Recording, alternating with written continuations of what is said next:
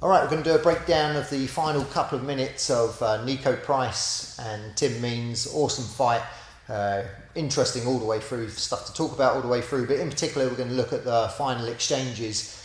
And Tim Means starts to get really unorthodox with Niko Price and starts to really put some heat on him, and it starts with him going after the little bits of wrist control. Very interesting work that he starts doing from here. So he's southpaw, leading with his right side. Niko Price is mostly orthodox and leading with his left leg from there, and so you get this instance where the arm's on the same side from here, so you get Tim Means reaching out for it, getting hold of this wrist. Now he uses this in a really interesting way.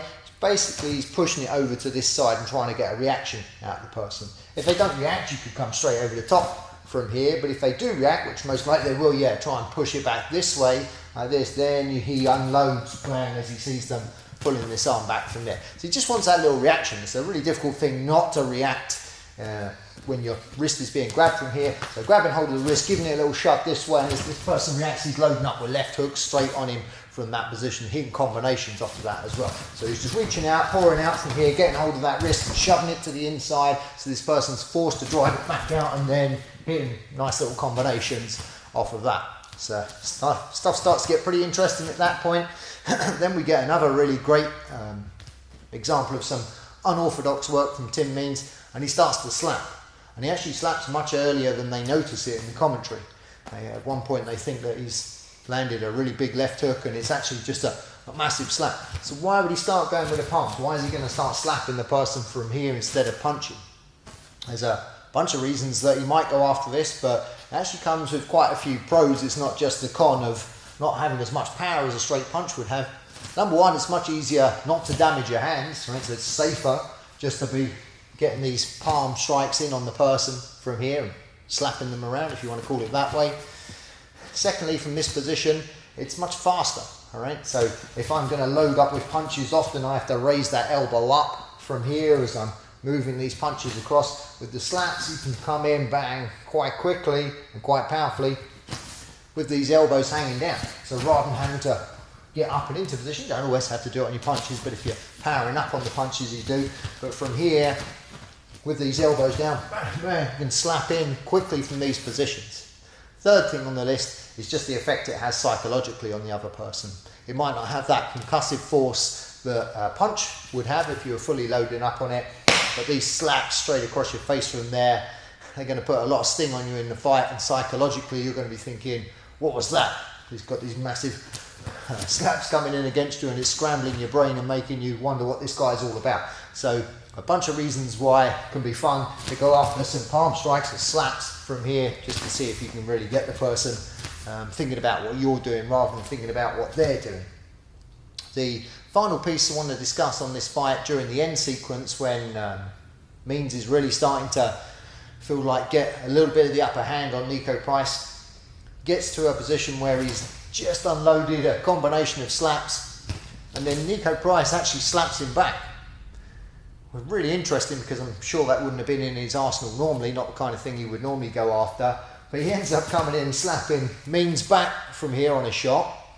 But it's a sign to me that he's starting to get a little bit emotional, a little bit too angry or overwrought with the fighting process itself, and starting to get into a position where he's letting these emotions get the better of him.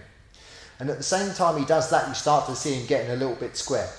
Now in fairness, he takes a few heavy shots as well, so him losing his shape is definitely partly to do with that. But you can see as he starts to get more and more angry and more emotionally invested and slapping back, that he's starting to get out of shape. So what we mean is, rather than having a nice angle and leading with his shoulder, all of a sudden he starts to get a little square. So Dipak runs this for me from here, starting not a lot because he manages to keep great shapes most of the time, but just starts to get a little square here as he starts to get a bit emotional. And then he starts walking into some heavier shots and getting backed up into the cage. Whenever you're square, or squaring up like this, like anything, there's pros and cons. The downside of it is that you're more exposed to big shots. So as you get square, you get into a position where you can be unloaded on a little bit more. The upside of it is that you can throw heavier shots yourself. Now, if I'm in a tidy position and Dipak's square, this is not so great for him. But once we both start getting a little out of shape, now it becomes much more 50-50. So what happens in the final exchange, Tim Means is hitting some big slaps and starting to get the upper hand. Niko Price comes back and slaps back himself and starts to lose his shape and get a bit emotional, get invested. Tim Means hits some heavy shots and he's backing him up into the cage, and he's getting backed up into the cage.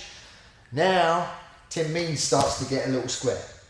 Now that's not unusual because he's trying to finish the fight, and so it's not, you know, a mistake by any means. He's just trying to load up and get this person finished, and he starts to get a little square through this position as he's getting excited, and then he catches a big right hook, donk, straight on the chin from there as he's moving into the to finish the fight.